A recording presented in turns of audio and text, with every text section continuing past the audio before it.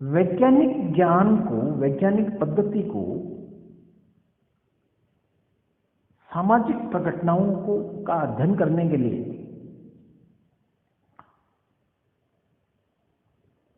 सामाजिक जगत में लागू किया गया। इसलिए जो भी सिद्धांत समाजशास्त्री सिद्धांत कहलाते हैं, वो सामाजिक प्रघटनाओं का कोई न कोई कारणात्मक संबंध बताते हुए व्याख्या करते हैं। और समाजशास्त्रीय सिद्धांत इसलिए 3 महत्वपूर्ण बिंदुओं पर आधारित हैं। सबसे पहला वेरिफिकेशन यानी सत्यापन, दूसरा एक्सपेरिमेंटेशन यानी परीक्षण, और तीसरा रिपीटेशन यानी दोहराना। और जब किसी चीज का हम सत्यापन कर सकते हैं, इसका मतलब हम ये निश्चित कर सकते हैं कि ये चीज आनुभाविक रूप से हम किसी अन्य व्यक्ति को सिद्ध करके दिखा सकते हैं और उसको बार बार दिखा सकते हैं। और अगर ऐसा नहीं है तो वो विज्ञान सम्मत नहीं है। और क्योंकि समाजशास्त्रीय सिद्धांत विज्ञान सम्मत है, या सिद्धांत या थ्योरी, कोई भी थ्योरी किसी भी क्षेत्र में विज्ञान सम्मत है, इसलिए उसके बारे में भविष्यवाणी भी करना संभव होता है। तो समाजशास्त्रीय सिद्धांत क्योंकि सत्यापन, परीक्षण और दोहराव इन तत्वों पर आधारित है, इसलिए आगे क्या होगा उसके बारे में भविष्यवाणी किया जा सकता है। उदाहरण के तौर पर हम जानते हैं कि जैसे जैसे साक्षरता में वृद्धि होती है, वैसे वैसे जन्म दर में कमी आती है। ये कई देशों के कई समाजों में परीक्षित किया गया, इसका एक्सपेरिमेंट किया गया, इसका सत्यापन किया गया। इसलिए हम भविष्यवाणी कर सकते हैं कि आज अगर कोई समाज असाक्षर समाज है तो उसमें और जनसंख्या वृद्धि की दर बहुत तेज है, तो उसमें हम शिक्षा, साक्षरता लागू करें, और ये लागू करेंगे तो हम भविष्यवाणी कर सकते हैं कि आने वाले समय में यहाँ की जन्म दर कम हो जाएगी और जनसंख्या का जो विस्फोट है वो कम हो जाएगा। इस तरह सिद्धांत हमेशा सत्यापन, परीक्षण और दोहराव पर आधारित होते हैं। और यही वो तत्व हैं, 3 तत्व हैं जो कि किसी भी चीज का भविष्यवाणी करना संभव बनाते हैं। अब एक और महत्वपूर्ण बात है जो सामान्य तौर पर विद्यार्थियों से बातचीत करते हैं तो आती है कि कई बार लोग कहते हैं कि सिद्धांत अमूर्त चीज है, उसका वास्तविकता से कोई लेना देना नहीं। लेकिन ऐसा नहीं है। सामाजिक सिद्धांतों, समाजशास्त्रीय सिद्धांतों के बारे में हम ऐसा नहीं कह सकते, बल्कि किसी भी सिद्धांत के बारे में ऐसा नहीं कह सकते। क्यों? क्योंकि जो वास्तविकता है वो एक तथ्य है।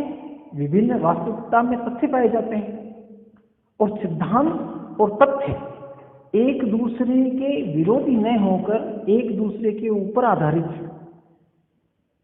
क्योंकि हम आनुभाविक तथ्यों को, उन तथ्यों को जिनको हम अपने सामान्य जीवन में अनुभव करते हैं, उन तथ्यों पे परीक्षण करके, निरीक्षण करके, सत्यापन करके सिद्धांत का निर्माण करते हैं। और फिर उस सिद्धांत के आधार पर हम उसको बार बार दोहराकर पुनः उस सिद्धांत की पुष्टि करते हैं, या सिद्धांत गलत होता है तो नए सिद्धांत का निर्माण करते हैं। तो तथ्य और सिद्धांत एक दूसरे के साथ अंतःक्रिया करते हैं, दोनों के साथ अंतर संबंध है। ये एक दूसरे के विरोधी और विरोधाभासी नहीं है, बल्कि सिद्धांत निर्माण में एक दूसरे के सहयोगी हैं। तथ्यों पर सिद्धांत आधारित हैं और सिद्धांतों से हम वापस तथ्य को वेरीफाई करते हैं, सत्यापित करते हैं। और यही 2 चीजें यानी तथ्य और सिद्धांत विज्ञानवाद को जन्म देते हैं, साइंटिफिसिज्म को जन्म देते हैं। और जब साइंटिफिसिज्म को जन्म देते हैं, इसका मतलब ये है कि हम सामाजिक जगत में समाजशास्त्रीय ज्ञान के द्वारा कुछ ऐसे अमूर्त नियमों को उद्घाटित करते हैं जो समाज में होने वाली विभिन्न घटनाओं के अर्थपूर्ण संबंधों के बारे में निश्चित कथन करते हैं, और विभिन्न सामाजिक प्रघटनाओं के बीच के संबंधों के बारे में जो कथन प्रस्तुत करते हैं, ये कथन ही सिद्धांत है। क्योंकि सिद्धांत का मुख्य कार्य ही ये है, सिद्धांत का मुख्य कार्य समाजशास्त्रीय सिद्धांत का मुख्य कार्य सामाजिक प्रघटनाओं की व्याख्या करना, समझना और संभव हो तो भविष्यवाणी करना, यही मुख्य कार्य है। इसलिए प्रघटना और इसलिए सामाजिक प्रघटनाओं को अवधारणाओं के माध्यम से मापा जाता है, कंसेप्ट के माध्यम से मापा जाता है। और कंसेप्ट क्या है, अवधारणा क्या है? अवधारणा लैंग्वेज और संचार, कम्युनिकेशन का एक टूल है। इस वक्त मैं आपसे बात कर रहा हूं तो मैं मोबाइल फोन के जरिए रिकॉर्डिंग कर रहा हूं, और जैसे ही मैं आपको कहूंगा मोबाइल फोन, तो एक मोबाइल फोन अपने आप में एक अवधारणा है। आपके दिमाग में आ जाएगा कि इस तरह रिकॉर्ड होता है, इस तरह मोबाइल फोन होता है, और आपके दिमाग में एक अमूर्त कल्पना आ जाएगी मोबाइल फोन की। और हम एक दूसरे के साथ सामाजिक जीवन में व्यवहार करते हैं, अंतःक्रिया करते हैं, तो अवधारणाओं के माध्यम से करते हैं। अवधारणाएं किसी भी भाषा की बहुत महत्वपूर्ण धरोहर होती है। अगर अवधारणाएं नहीं होती तो हम एक दूसरे के साथ संवाद स्थापित नहीं कर पाते। उदाहरण के लिए मान लीजिए मैं आपको कहूं कि आप पेन लेके आओ, तो पेन कहते ही, पेन अपने आप में एक अवधारणा है। पेन कहते ही आपके दिमाग में आ गया कि एक पेन होता है, उसमें एक निब होती है, लिखने के लिए होती है, उसके अंदर स्याही होती है, उसका एक ढक्कन होता है, उसकी एक मेन बॉडी होती है। मेरे को ये अलग अलग नहीं कहना पड़ेगा कि एक निब लाओ जिसके पीछे स्याही लगी हुई हो, जिसका एक ढक्कन हो, एक बॉडी हो, जिसको पकड़ के मैं कागज में लिख सकूं। इतना कहने की आवश्यकता नहीं है। जैसे ही पेन कहूंगा, भाषा के माध्यम से आप समझ जाएंगे कि ये पेन के लिए कह रहे हैं। इसलिए अवधारणा मनुष्य के सामाजिक जीवन में, चाहे वो ज्ञान की बात हो, चाहे शिक्षा की बात हो, या सामाजिक संचार और संपर्क की बात हो, हमारे सामाजिक जीवन को सफलता से स्मूथली चलाने के लिए जरूरी होते हैं। और ये जो अवधारणाएं हैं, ये विशेष तथ्यों पर आधारित होती हैं। उदाहरण के लिए क्लासरूम अपने आप में एक कंसेप्ट है। अब ये कंसेप्ट है, ये किस पर आधारित है? ये तथ्य पर आधारित है। और तथ्य क्या है? तथ्य ये है कि क्लासरूम में एक कमरा होगा, उसमें ब्लैक बोर्ड होगा, उसमें स्टूडेंट्स के बैठने के लिए जगह होगी, और टीचर के लिए बैठने की जगह होगी, और ब्लैक बोर्ड में लिखने के लिए चौक होगी, डस्टर होगी, और रोशनी होगी। यही तो क्लासरूम है। तो क्लासरूम के लिए इतनी सारी चीजें कहने की आवश्यकता नहीं।